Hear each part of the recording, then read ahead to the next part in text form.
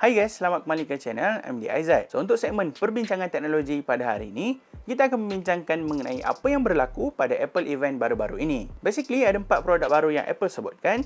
So, ada iPad generasi ke-9, iPad mini 6, lepas tu Apple Watch Series 7, dan of course line up terbaru untuk iPhone 13. Tapi secara overall, hanya ada minor upgrade sahaja. Jadi, kita akan mulakan dengan iPad terbaru. Secara teknikal, iPad 2021 ni tak banyak upgrade sangat. Di mana dia masih mengekalkan skrin 10.2 inci dengan reka bentuk yang sama dan masih menggunakan lightning port untuk charger. Tapi untuk sebab dalaman ada pembaharuan, so Apple ada letakkan chip A13 Bionic berbanding versi 2020 yang menggunakan A12 Bionic. Dan untuk kamera, ia hadir dengan selfie kamera 12MP dengan fungsi center stage. So center stage ni berfungsi sebagai digital zoom yang boleh mengikut pergerakan kita. Katakanlah korang tengah video call, and then korang bergerak ke kiri ataupun ke kanan, lensa ultra wide ataupun fungsi center stage tu dia akan cuba bantu masukkan korang dalam video frame semasa video call. Dan pembaharuan yang seterusnya adalah iPad 2021 kini hadir dengan fungsi True Tone dan dia punya varian bermula daripada 64GB. So dengan storan dalaman 64GB pada iPad dah cukup baik, dan kalau korang ni pengguna iPad 7 Gen dan ke bawah, tak ada masalah untuk beralih kepada iPad 2021. Yang seterusnya adalah iPad mini 6. Dalam iPad event hari tu, aku rasa iPad mini 6 ni je yang banyak gila improvement. Dan aku boleh katakan yang iPad mini 6 ni adalah versi kecil iPad Air. Sebab apa yang iPad Air ada,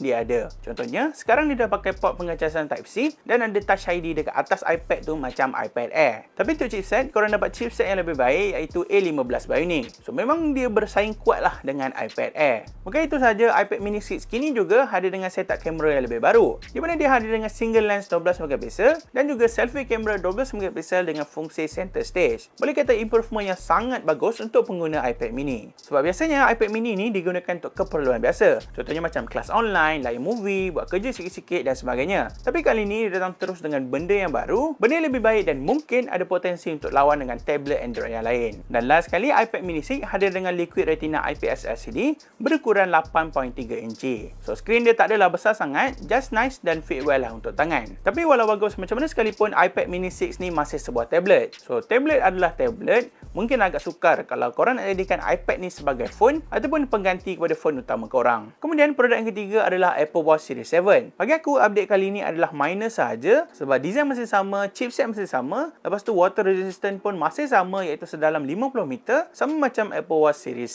6. Cuma kali ni skrin dia ada crack resistant, so mungkin potensi untuk pecah ataupun skrin retak tu agak tipis. Dan antara penambahbaikan yang Apple buat adalah dia punya skrin 20% lebih besar berbanding Series 6. Lepas tu sekarang pun dah ada full keyboard, so mungkin membantu serba sedikit masa korang nak buat typing dekat keyboard dia. Dan last sekali, Apple letakkan fast charging Type-C untuk charger dia. So itu je lah benda yang baru, memang tak banyak sangat improvement. Padahal masa rumus dulu banyak website cakap pasal flat design dan sebagainya, tapi end up design masih sama. So aku rasa mesti ramai gila yang kecewa dengan Apple Watch Series 7 kali ni. Dan kalau korang ni pengguna tegar Apple Watch, aku tak sarankan untuk korang upgrade, melainkan kalau korang betul-betul ada duit. Dan produk yang terakhir adalah siri iPhone 13. Dulu masa video rumus iPhone 13 yang aku buat, aku pernah cakap untuk siri iPhone 13 nanti, kesemua peranti tersebut tak akan ada perbezaan dari segi saiz dan reka bentuk. And just turn out benda tu jadi betul sebab siri iPhone 13 kali ini masih mengekalkan flat screen, desain berkotak dan juga saiz skrin yang masih sama. So apa benda je yang Apple upgrade kali ni? Untuk siri iPhone 13 kali ni, aku perasan yang Apple letakkan 3 major update berkaitan dengan skrin, kamera dan juga chipset. Mengenai paparan hadapan, kesemua siri iPhone 13 menggunakan paparan jenis Super Retina SDR display dan ada kecerahan nits yang lebih baik. Which is, untuk iPhone 13 dan 13 mini mempunyai kecerahan nits setinggi 1000 nits. Manakala untuk versi 13 Pro pula mempunyai kecerahan nits setinggi 1200 nits. Jadi berkemungkinan besar performance skrin bawah matahari akan jadi lebih baik berbanding iPhone sebelum ni. Bukan itu saja, kesemua peranti tersebut juga akan hadir dengan notch yang 20% lebih kecil berbanding model sebelumnya. So walaupun notch dah kecil, tapi aku masih tetap tak setuju sebab dah 2021 kot, Apple boleh je cipta teknologi macam under display ataupun punch hole display kan.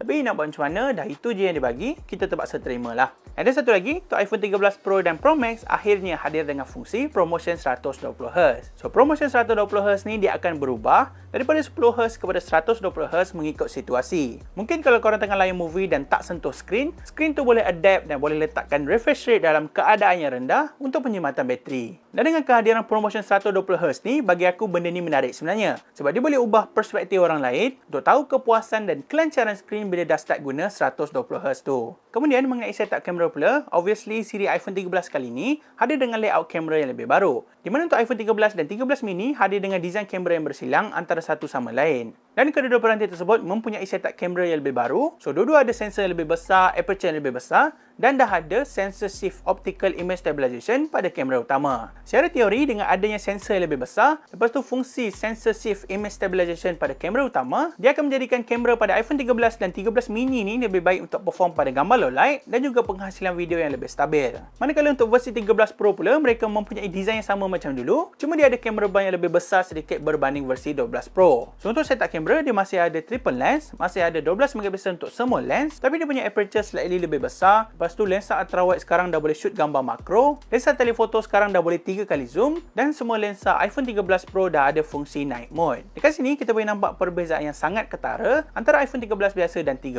Pro. Dan dalam banyak-banyak benda, aku paling excited untuk cuba fungsi baru dekat video mode diorang. Di mana sekarang kesemua peranti tersebut hadir dengan cinematic video mode dan ada tambahan ProRes video dekat versi Pro. So, cinematic video mode ni dia ada fungsi tracking autofocus yang bagus yang hampir serupa dengan professional camera. Mungkin tak boleh nak compare, tapi untuk sebuah smartphone yang ada kemampuan merakam video macam tu, bagi aku satu benda yang bagus. Dan satu benda yang aku perasan adalah Apple sebenarnya dia sedar taunya dia ada teknologi pembuatan video yang bagus. Sebab tu setiap kali Apple event, mesti dia akan highlight gila-gila dekat kamera dia. Contoh macam dulu dekat iPhone 12 dia letakkan video recording Dolby Vision. And then dia letak pula fungsi center stage dekat iPad Pro mula-mula. Lepas tu bila dah okey, baru masukkan dekat iPad mini 6, iPad 2021 dan sebagainya.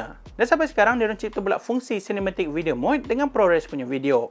So korang dah nampak kan, Apple sebenarnya bagus dekat teknologi pembuatan video. Tapi dekat teknologi pembuatan lain tu dia memang lembab sikit lah. Dan walaupun aku guna smartphone lain, aku tak dapat rasa kepuasan yang sama macam rakam video dekat iPhone. So bagi aku, Apple ni ada kelebihan dekat teknologi macam tu. Dan samalah macam syarikat smartphone yang lain, semua ada kelebihan sendiri, semua ada cara sendiri dan ada daya tarikan tersendiri. Dan yang terakhir adalah spek dalaman. So, kesemua siri iPhone 13 nanti akan menggunakan chipset A15 Bionic, tapi untuk regular iPhone 13 ada 4 core GPU sahaja dan 5 core GPU untuk Pro version. Lepas tu prestasi bateri ada penambahbaikan sebanyak 1.5 jam dan 2.5 jam lebih baik berbanding model sebelumnya. Selain daripada tu tak banyak beza sangat, contoh macam IP rating masih mengekalkan IP rating IP68, ceramic shield untuk paparan hadapan dan masih desain yang berkotak. Cuma warna kali ini agak berbeza. So, warna yang special untuk iPhone 13 adalah warna pink dan warna Sierra Blue untuk Pro version. Dan satu lagi untuk storage dalaman, kesemua peranti bermula dengan varian 128GB. So, korang boleh dapatkan iPhone 13 mini pada tanda harga jualan rasmi RM3,399. iPhone 13 bermula RM3,899. iPhone 13 Pro bermula RM4,899. Dan juga iPhone 13 Pro Max bermula RM5,299. Cuma kalau korang rasa nak beli varian 1TB, mungkin korang kena berfikir berulang kali sebab harga dia mencecah lebih daripada RM7,000. Tapi kalau korang betul-betul perlukan dan korang memang ada duit, tak ada masalah sebenarnya. Okay guys, so aku rasa itu sahaja untuk video kali ni. Jadi itulah serba sedikit mengenai penambahbaikan yang Apple lakukan. Dan secara jujurnya, tahun ni tak nampak banyak sangat improvement, lebih kepada minor sahaja. So aku pun tak pasti sama ada nak beli ataupun tidak. Mungkin kalau ada rezeki yang lebih, aku akan cuba untuk review. Dan jika korang berminat untuk dapatkan siri iPhone 13 ni nanti, korang boleh mula pre-order pada tarikh 1 Oktober 2021. Dan kesemua peranti tersebut mungkin akan mula available pada tarikh 8 Oktober 2021. Jadi kalau korang rasa nak beli iPhone 13 ni cepat, better korang pre-order and then pick up je nanti. Tak perlu nak beratur panjang-panjang sebab sekarang kan musim COVID, so bahaya untuk berada di luar rumah sepanjang masa. Okay guys, semoga bertemu kembali dalam segmen yang akan datang. Thank you for watching dan kalau korang rasa video ini best, jangan lupa untuk tinggalkan like, komen dan share. Dan jangan lupa juga untuk subscribe di YouTube channel MDIZ. Jaga diri korang sentiasa, pakai mask bila keluar rumah and see you guys in the next video. Bye bye.